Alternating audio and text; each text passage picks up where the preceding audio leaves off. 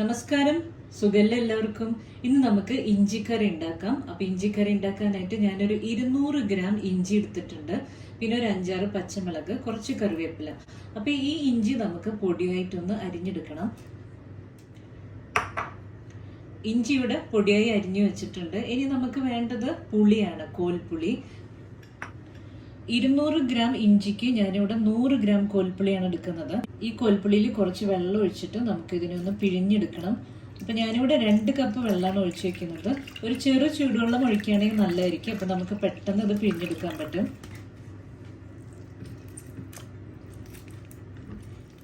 കുറച്ചു നേരം വെള്ളത്തിലിട്ട് വെച്ചതിന് ശേഷം നമുക്കിതിനെ നന്നായിട്ടൊന്ന് പിഴിഞ്ഞെടുത്തിട്ട് അരിച്ചെടുക്കണം. ഇഞ്ചി നമുക്ക് വറുത്തെടുക്കണം. അപ്പൊ അതിനായിട്ട് ഒരു ചട്ടി അടുപ്പത്ത് വെച്ചിട്ടുണ്ട്. അതിലേക്ക് ഒരു 3-4 ടീസ്പൂൺ വെളിച്ചെണ്ണ ഒഴിച്ചു കൊടുക്കുന്നുണ്ട്. വെളിച്ചെണ്ണ നന്നായി ചൂടായിട്ടുണ്ട്. അപ്പൊ പൊടി അരിഞ്ഞു വെച്ചിട്ടുള്ള ഇഞ്ചി നമുക്കൊന്ന് വറുത്തെടുക്കണം. നല്ല ചുമന്ന കളറാവുന്ന വരെ ഒന്ന് വറുത്തെടുക്കണം. 1 ടീസ്പൂണോളം ഇഞ്ചി അരിഞ്ഞത് ഞാൻ മാറ്റി വെക്കുന്നുണ്ട്. ഇത് നമുക്ക് കറിയുടെ കൂടെ ചേർക്കാനുള്ളതാണ്. ബാക്കിയുള്ള ഇഞ്ചി മുഴുവൻ നമുക്ക് നന്നായിട്ട് വറുത്തെടുക്കണം. ഇഞ്ചിയുടെ കളറൊക്കെ മാറി തുടങ്ങി. അപ്പൊ ഞാൻ ഇതിലേക്ക് പച്ചമുളക് അരിഞ്ഞത് ചേർക്കുകയാണ്. ഒരു 5 പച്ചമുളക് ചെറുതായി അരിഞ്ഞത് ഇട്ട് കൊടുക്കുന്നുണ്ട്. പച്ചമുളകും കൂടെ ചേർത്തിട്ട് നമുക്ക് ഒന്നും കൂടി ഇതിനൊന്ന് മൂപ്പിച്ചെടുക്കണം.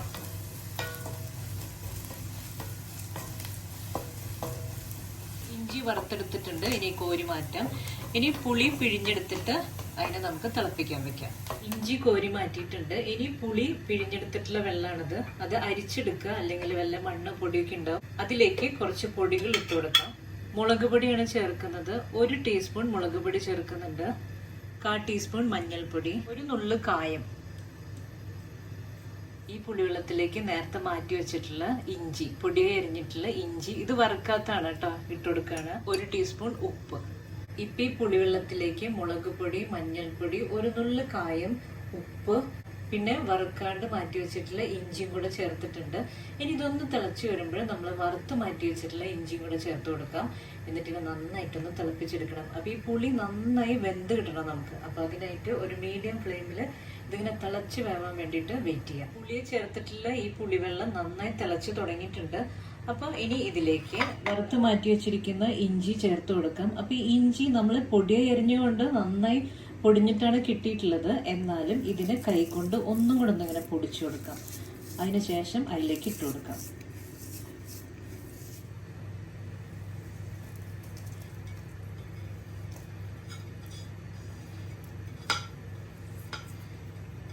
ഇനി ഇതെല്ലാം ചേർന്ന് നന്നായിട്ടൊന്ന് തിളച്ച് വേവട്ടെ. കറി തിളച്ച് തുടങ്ങിയിട്ട് കുറച്ച് സമയമായിട്ടുണ്ട്, 10-15 മിനിറ്റായി. അപ്പൊ ഒന്ന് കുറുകി വന്ന് തുടങ്ങി. അപ്പൊ ഇനി ഇതിലേക്ക് ഒരു അച്ച് ശർക്കര ഞാൻ ഇട്ട് കൊടുക്കുന്നുണ്ട്. ഓരോരുത്തരുടെയും മധുരത്തിനനുസരിച്ച് ഇട്ട് കൊടുക്കാം. ഏകദേശം ഈ ഒരു അച്ച് പാകമായിരിക്കും. ഇനി പാകില്ല തോന്നുകയാണെങ്കിൽ കുറച്ചും കൂടെ ഇട്ട് കൊടുക്കാം. ശർക്കരയും കൂടെ ചേർത്ത് നന്നായി കുറുക്കി എടുത്തിട്ടുണ്ട്.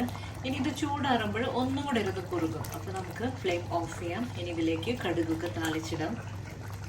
2 ടീസ്പൂൺ വെളിച്ചെണ്ണ ഒഴിച്ചു കൊടുത്തിട്ടുണ്ട് കടുക് പൊട്ടിക്കാനായിട്ട്. 2 ഉണക്കമുളക് പൊട്ടിച്ചിടുന്നുണ്ട്. 1 ടീസ്പൂൺ കടുക്, 2 തണ്ട് കറിവേപ്പില. ഫ്ലെയിം ഓഫ് ചെയ്യാണ്. ഫ്ലെയിം ഓഫ് ചെയ്തു ഓൾറെഡി. ഇനി ഇതിലേക്ക് ഒരു 1/4 ടീസ്പൂൺ ഉലുവ പൊടിച്ചതാണ്. ഇതും കൂടെ ചേർത്തിട്ട് നമുക്ക് ഇതിനൊന്ന് മൂപ്പിച്ചെടുക്കാം.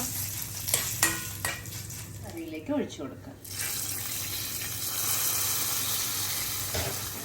ഇഞ്ചിക്കറി ഇവിടെ നന്നായി തണുത്തിട്ടുണ്ട്. ഒന്നും കൂടെ കുറുകി കിട്ടിയിട്ടുണ്ട്. അപ്പം നമ്മൾ ഈ സദ്യക്കൊക്കെ ഉണ്ടാക്കുമ്പോൾ ഒരു ദിവസം മുമ്പേ ഉണ്ടാക്കി വെക്കുക. അപ്പോഴാണ് അതിൻ്റെ കറക്റ്റ് കൺസിസ്റ്റൻസി ആയിട്ട് നമുക്ക് കിട്ടും. അപ്പോൾ നല്ല ടേസ്റ്റാണിത്. എല്ലാവരും ഇതുപോലെ ഒന്ന് ട്രൈ ചെയ്ത് നോക്ക്. തീർച്ചയായിട്ടും ഇഷ്ടപ്പെടും. അടുത്തൊരു വീഡിയോയുമായി ഇനിയും കാണാം. നന്ദി, നമസ്കാരം.